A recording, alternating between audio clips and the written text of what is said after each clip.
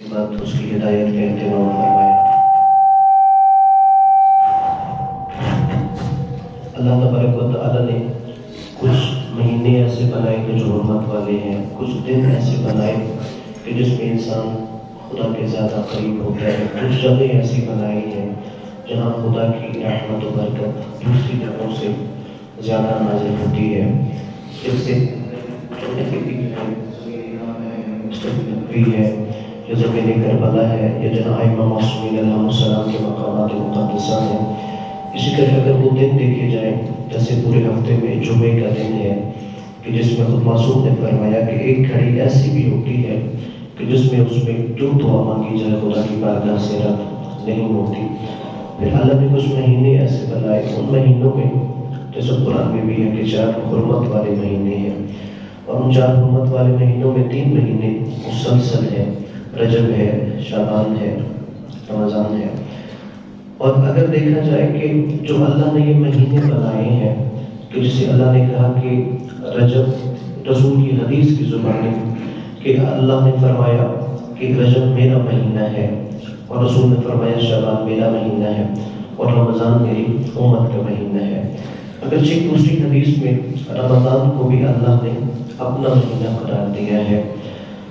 رجب کے اگر مہینے کے بارے میں دیکھا جائے تو معصومین علیہ السلام نے جن چیزوں کی تاکید کی ہے ان میں سب سے پہلا روزہ ہے کہ انسان روزے کا اہتمام کرے، اور اس حوالے سے امام جعفر صادق علیہ السلام فرماتے ہیں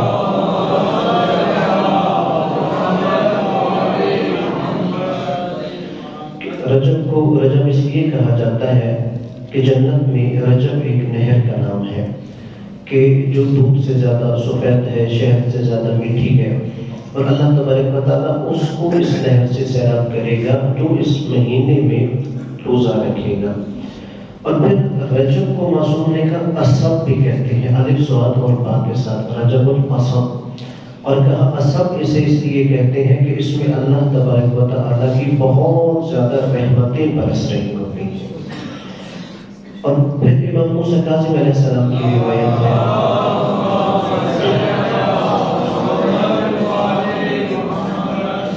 کہ جو شخص ماہ رجب میں ایک روزہ رکھتا ہے تو اللہ تبارک و تعالیٰ اس سے جہنم کی آگ کو 1 سال کی دوری پر لے کے جاتا ہے۔ اور پھر اگر کوئی بندہ اس مہینے میں 3 دن روزہ رکھے تو اللہ اسے جنت پر واجب کر دیتا ہے اس پر۔ تو لہٰذا پہلا ہمارے انسان روزے کا خاص طور پہ اہتمام کرے اس مہینے میں۔ اور پھر معصوم سے سوال ہو، اگر کوئی بندہ ایسا جو روزہ رکھ ہی نہیں سکتا، جیسے کبر سینی کی وجہ سے ہوتا ہے، بیماری کی وجہ سے ہوتا ہے، سفر کی وجہ سے ہوتا ہے، کوئی انسان روزہ نہیں رکھ سکتا، تو کیا پھر وہ کیسے اس ثواب کو حاصل کر سکتا ہے؟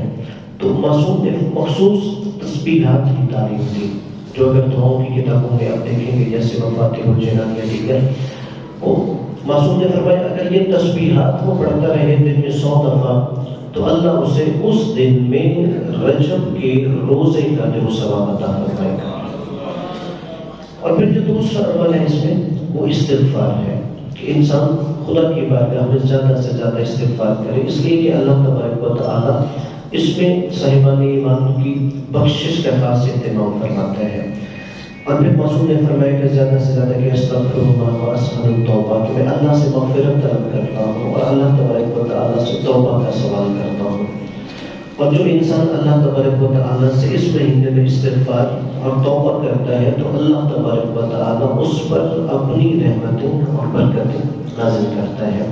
تو ہے کہ اللہ تبارک و تعالیٰ ہمیں ماہ رجب کی رحمتوں اور برکتوں کو سمیٹنے کی توفیق عطا فرمائے اور ہم سب کے مرحومین کی مغفرت فرمائے، اپنے اپنے گناہوں کی بخشش کے لیے، مرحومین کی غلطی درجات کے لیے بلند صلوات پڑھیے۔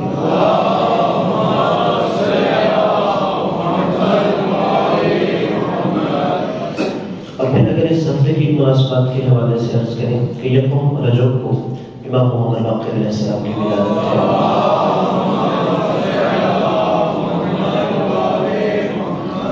اور 3 رجب جو کل کا دن ہے اس میں حضرت امام علی نقی علیہ السلام کی شہادت ہے۔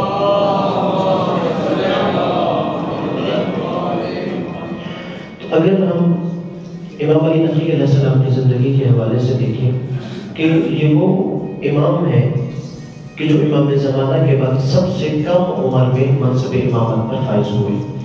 اگرچہ کہ امامت کے لیے ہمارے نزدیک سن و سال عمر کی قید نہیں ہوتی کہ معصوم نے فرمایا الامام امام وان کان صبیا کہ امام امام ہوتا ہے اگرچہ وہ ماں کی آغوش میں نہ ہو. یعنی یہ نہیں ہے کہ امام عمر کی جب 40 سال یا 30 سال کی حدوں کو چھوئے گا تو پھر وہ منصب امامت پہ فائز ہوتا ہے. یہ جو امام علی نقی علیہ السلام ہے یہ تقریباً 7 سال کی ظاہری عمر میں منصب امامت پر فائز ہوئے. اور اس وقت حاکم وقت نے جو ایک عالم تھا جس کا نام جنیدی تھا، جنیدی کو کہا کہ تم نے علی نقی کو پڑھانا ہے.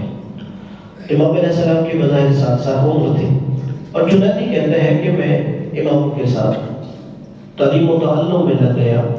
جب کچھ دن گزر گئے تو لوگوں نے پوچھا کہ تم نے محمد تقی کے بیٹے کو کیا سکھایا ہے، کیا پڑھایا ہے؟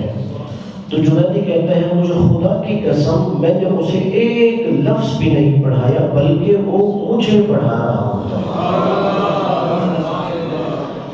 یعنی امام علیہ السلام کی بظاہر عمر 7 برس تھی مگر امام علیہ السلام نے بتایا کہ ہم دنیا میں پڑھنے کے محتاج نہیں ہوتے. امام علم لدنی کا مالک ہوتا ہے کہ اللہ تبارک و تعالیٰ کی طرف سے علوم الہام کیے جاتے ہیں. اور پھر امام علیہ السلام کی جو ظاہری زندگی ہے وہ تقریباً 40 سال تھی. 214 ہجری میں آپ کی ولادت ہے اور 254 ہجری میں آپ کی شہادت ہے. اور پھر امام علیہ السلام کی جو امامت کی مدت ہے، ظاہری امامت کی مدت ہے، وہ تقریباً 33 سال ہے. 33 سال تک آپ نے لوگوں کو علوم اہل بیت علیہ السلام سے مستفید کروایا. اور اگرچہ کہ اس سے پہلے جو 9ویں امام تھے وہ بھی کم سنی میں ہی منصب امامت پر فائز ہوئے تھے. اور جو لوگوں کے ذہنوں میں سوال تھے کم سنی میں امامت کے حوالے سے ان کے والد نے ان تمام سوالات کے جوابات دیے تھے. لیکن پھر جب 10ویں امام کی ہم زندگی دیکھتے ہیں کہ امام کی زندگی میں ظالم ترین جو بنو عباس کا بادشاہ تھا، جیسے بنو امیہ میں یزید ظالم ترین بادشاہ تھا، ویسے جو بنو عباس کا ظالم ترین بادشاہ تھا وہ 10ویں امام کی دور امامت میں موجود تھا. اور وہ متوکل ہے کہ متوکل عباسی. اور خود متوکل عباسی کے بارے میں تاریخ کے رقم کرنے والوں نے لکھا ہے کہ وہ بنو عباس کا یزید تھا. اسی نے سب سے پہلے کربلا کی قبور کو منہدم کیا اور وہاں پر ایک یہودی کی یہ ذمہ داری لگائی کہ تم نے یہاں پر کھیتی باڑی شروع کر دینی ہے کہ نعوذ باللہ اس زمین کو ہم غیر آباد کر دیں گے. لیکن یہ ہے کہ جب پانی وہاں پہ چھوڑا گیا اور وہ کربلا کے اطراف قبور سے دور لے جا کے رک گیا اور گویا کہ وہ پانی حیران و پریشان تھا، اس لیے اس جگہ کو کربلا کو حائر حسینی بھی کہا جاتا ہے. اور پھر اس نے امام حسین علیہ السلام کی زیارت کے لیے جو جاتے تھے ان پر بھی پابندی عائد کر دی. اور یہاں تک کہ اس نے کوشش کی ہے کہ امام کو بھی جتنی زیادہ اذیت اور تکلیف ہو سکتی ہے وہ امام علیہ السلام کو دی جا سکے. لیکن اللہ تبارک و تعالیٰ نے جیسے کہا کہ ایک لوگ ہیل و مکر کرتے ہیں اور ایک اللہ تبارک و تعالیٰ تدبیر کرتا ہے اور اللہ بہترین تدبیر کرنے والا ہے. اب وہی جو متوکل ظالم ترین بادشاہ تھا اور جسے بنو عباس کا یزید کہا جاتا ہے، جیسے یزید کے بیٹے کا استاد محب اہل بیت تھا ویسے متوکل کے جو 2 بیٹوں کو تعلیم دے رہا تھا وہ بھی محب اہل بیت تھا. اور لوگوں نے متوکل کو بتایا کہ تم تو چاہتے ہو کہ اہل بیت کا راستہ روکا جائے مگر جو تمہارے بچوں کا معلم ہے، تعلیق ہے، ابن سکین یہ خود علی کا شیعہ ہے، وہ تمہارے بچوں کو اہل بیت کی محبت پہ پروان چڑھا رہا ہے. تو ابن سکین کے بارے میں جب اس نے سنا، اور یہ بغداد کا سب سے بڑا ادیب تھا، عربی ادب کا ماہر تھا، اس نے کہا میں نہیں مانتا کہ ابن سکین اتنا بڑا جو عالم ہے، ہماری ریاست کا ادیب ہے، وہ علی کا شیعہ ہو. تو اس کے وزیر نے کہا تم اسے کوئی سوال کر کے اس کا امتحان دے سکتے ہو. تو متوکل نے ابن سکین کو بلایا اور ابن سکین کو بلا کے کہا کہ ابن سکین میں تم سے ایک سوال کرنا چاہتا ہوں. ابن سکین نے کہا کیا؟ کہا تم مجھے یہ بتاؤ کہ تمہاری نظر میں میرے ان 2 بیٹوں کا مقام زیادہ ہے یا علی کے حسن اور حسین کا مقام زیادہ ہے؟ اب دیکھیے ہم یہ سمجھتے ہیں نا کہ صرف جہاں جان کو خطرہ ہو وہاں پہ انسان تقیہ کر لے، عقیدہ چھپا لے، لیکن اب فقہ کی کتابیں پڑھیں گے، بعض اوقات تقیہ کرنا واجب ہوتا ہے، بعض اوقات مستحب ہوتا ہے، بعض اوقات تقیہ کرنا حرام ہوتا ہے۔ تقیہ کرنا کہاں پہ حرام ہے کہ جہاں پہ میں یہ سمجھوں کہ نہیں یہاں پر میرے جان اور مال کی اہمیت زیادہ نہیں ہے، یہاں پر حق کو بیان کرنے کی اہمیت زیادہ ہے۔ اب ابن سکین کو پتہ ہے کہ اگر میں کہہ دوں کہ متوکل تیرے بچوں کی مقام جو ہے وہ حسنین سے زیادہ ہے تو میری جان بچ جائے گی، لیکن سارے بغداد والوں کو پتہ ہے کہ ابن سکین سب سے بڑا اس حکومت کا عالم ہے، جو میں جملہ کہوں گا سارے بغداد والے کو ہی اپنا عقیدہ بنا دیں گے، اور متوکل نے کہا میں تمہیں مہلت دیتا ہوں، تم جاؤ گھر سوچو تحقیق کرو اور کل سارے بغداد والوں کے سامنے تم نے مجھے جواب دینا ہے کہ متوکل کے ان دو بیٹوں کا مقام زیادہ ہے یا علی کے حسنین کا مقام زیادہ ہے۔ متوکل کے کہنے پر ابن سکین گھر چلا گیا اور اس نے اپنی دارالخلافہ میں اعلان کیا کہ کل ہماری مملکت کا سب سے بڑا عالم ادیب ابن سکین ایک اہم سوال کا جواب دے گا، میں سارے بغداد والوں کو کہتا ہوں کہ وہ میرے دربار میں آئے۔ اب کہتے ہیں کہ ابن سکین اگلے دن دربار میں آیا۔ ابن سکین کو پتا ہے کہ اگر میں یہ کہہ دوں کہ تیرے بچوں کا مقام زیادہ ہے، میرا عہدہ، میرا منصب، میری جان، میرا مال سب بچ جائے گا، اور اگر میں کہہ دوں کہ حسنین کا مقام زیادہ ہے تو مجھے قتل کر دیا جائے گا۔ تو بالآخر دربار میں اس نے کہا ابن سکین نے تم کیا سوال پوچھنا چاہتے تھے؟ متوکل نے کہا ابن سکین سارے بغداد والوں کو بتاؤ تیری نگاہوں میں میرے ان دو بچوں کا مقام زیادہ ہے یا علی کے حسن و حسین کا مقام زیادہ ہے؟ تو ابن سکین نے کہا متوکل سنو، جو تم نے مجھ سے سوال کیا ہے کہ میری نگاہ میں تیرے ان دو بچوں کا مقام زیادہ ہے یا علی کے حسن و حسین کا مقام زیادہ ہے، تیرے ان دو بچوں کا علی کے حسنین سے کیا مقابلہ؟ میری نظر میں علی کا غلام کمر بھی تیرے بچوں سے افضل ہے۔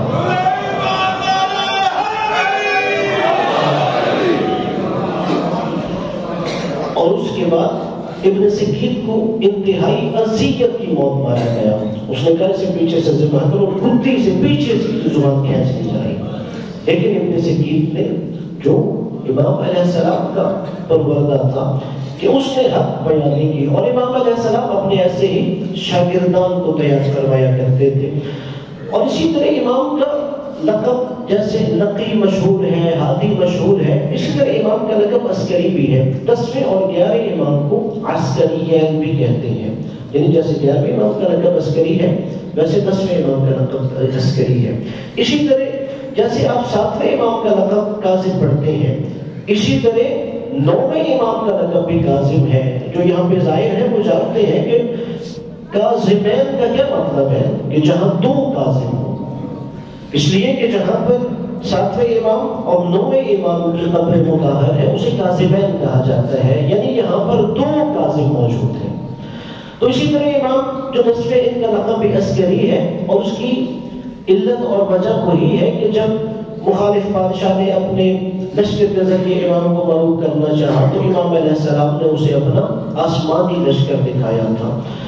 اب امام کی جو علم و کمال دیکھیں، اب اگرچہ متوکل تھا ان کا دشمن، لیکن اسے بھی پتا تھا کہ علم کی جس بلندی پر خاندان اہل بیت فائز ہے کوئی ان کا مقابلہ نہیں کر سکتا۔ ایک دفعہ متوکل کو زہر دیا گیا، اور زہر دیے جانے کے بعد اس نے ایک منت مانی کہ اگر میں شفا یاب ہو گیا تو میں اللہ کی راہ میں مال کثیر عطا کروں گا۔ اب اسے شفا مل گئی تو اس نے علماء کو بلا کے کہا کہ میری منت یہ ہے کہ اگر مجھے شفا ملے گی تو میں اللہ کی راہ میں مال کثیر دوں گا۔ اب اس نے یہ نہیں کہا کہ 1,00,000 2,00,000 1,000۔ علماء میں سے کسی نے کہا تم 1,000 خرچ کر دو، کسی نے کہا تم 1,00,000 خرچ کر دو۔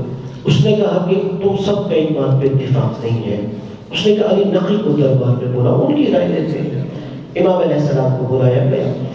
امام علیہ السلام سے اس نے پوچھا کہ میں نے منت یہ مانی تھی کہ اگر مجھے شفا مل گئی تو میں اللہ کی راہ میں مال کثیر خرچ کروں گا، اب مجھے شفا مل گئی، میں کتنا مال اللہ کی راہ میں خرچ کروں میری منت پوری ہو جائے گی۔ امام علیہ السلام نے فرمایا تم کم از کم 80 دینار اللہ کی راہ میں خرچ کرو، تمہاری مدد پوری ہو جائے گی۔ اب جو سارے دربار میں مفتی تھے، درباری خطیب تھے، انہوں نے توجہ کیا کہ صرف 80 درہم و دینار خرچ کرے تو اس کی مدد کیسے پوری ہو جائے گی؟ امام نے فرمایا میرے پاس قرآن مجید سے دلیل ہے کہ اللہ نے فرمایا لقد نصرکم اللہ فی مواطن کثیرہ، کہ اللہ کے رسول ہم نے آپ کی کثیر مقامات پر مدد کی ہے۔ وہ جو اللہ نے نبی کی کثیر مقامات پہ مدد کی ہے، وہاں کثیر سے مراد 80 مقامات ہیں۔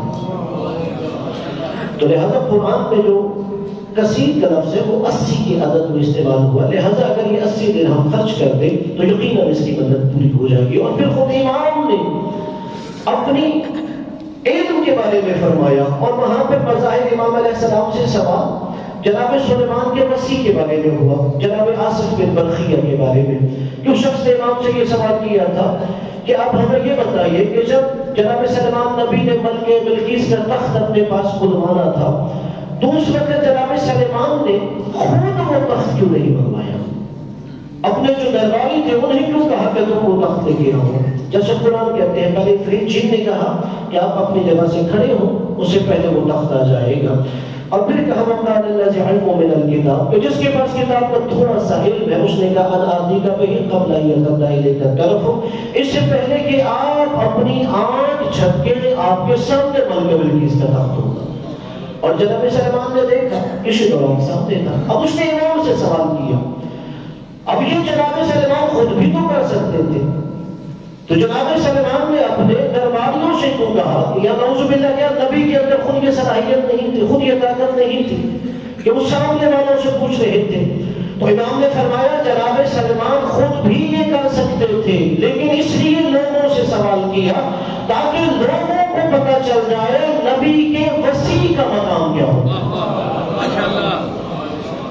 کہ جب جناب آصف بن برخیہ نے کہا میں یہ کر سکتا ہوں تو تمام حاضرین کو پتہ چل گیا کہ ساری محفل میں جناب سلمان کے وسیع آصف بن برخیہ سے بڑا عالم کوئی نہیں ہے۔ اور پھر آگے امام نے اپنے علم کے بارے میں فرمایا، کہا سنو وہ جو آصف بن برخیہ اتنے دور سے فلسطین میں لے کے آیا تھا ملکہ بلقیس کا تخت، کہا یاد رکھو اللہ نے اس میں اعظم کے 73 حروف رکھے ہیں، اور اللہ نے ان 73 حروف میں سے صرف ایک حرف آصف بن برخیہ کو تعلیم دیا تھا، اور اس کے اندر اتنی علم کی وسعتیں آ گئی تھی، یاد رکھو ان میں سے اللہ نے ہمیں 72 حروف عطا دیے۔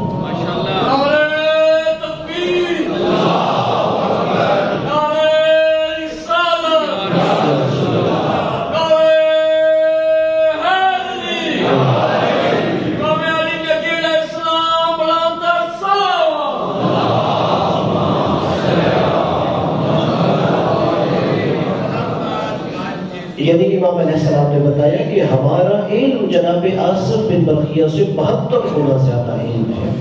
تو ہے کہ اللہ تبارک و تعالی ہمیں امام کی سیرت پہ چلنے کی توفیق عطا فرمائے اور امام علیہ السلام کی سیرت کے مطابق زندگی گزارنے کی توفیق عطا فرمائے۔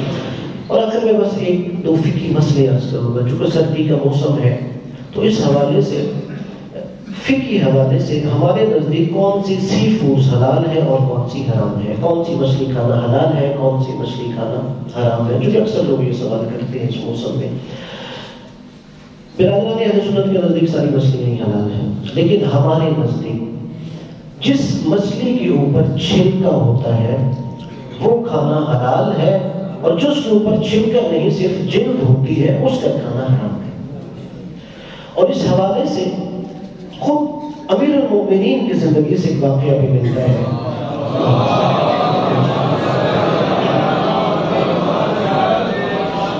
کہ جب امیر المؤمنین علیہ السلام ظاہری طور پر اقتدار میں آئے تو امیر المؤمنین کی جو روزمرہ زندگی گزارنے کا طریقہ ہے اس میں یہ ملتا ہے کہ مولا کائنات اپنے دن کا آغاز حاکم کی حیثیت سے اس انداز میں کرتے تھے کہ مولا کے ہاتھ میں ایک تازیانہ ہوتا تھا، اور مولا کائنات ہاتھ میں تازیانہ پکڑ کر کوفہ کے بازار کا چکر لگاتے تھے، اور اس کا مقصد تو تھا ایک یہ کہ مولا یہ دیکھے کہ جو بازار میں چیزیں بیچی جا رہی ہیں وہ حد سے زیادہ مہنگی تو نہیں بیچی جا رہی، اور دوسرا والا کائنات کا مقصد یہ ہوتا تھا کہ مسلمانوں کے بازار میں کوئی ممنوع چیز، کوئی حرام چیز تو نہیں بیچی جائے.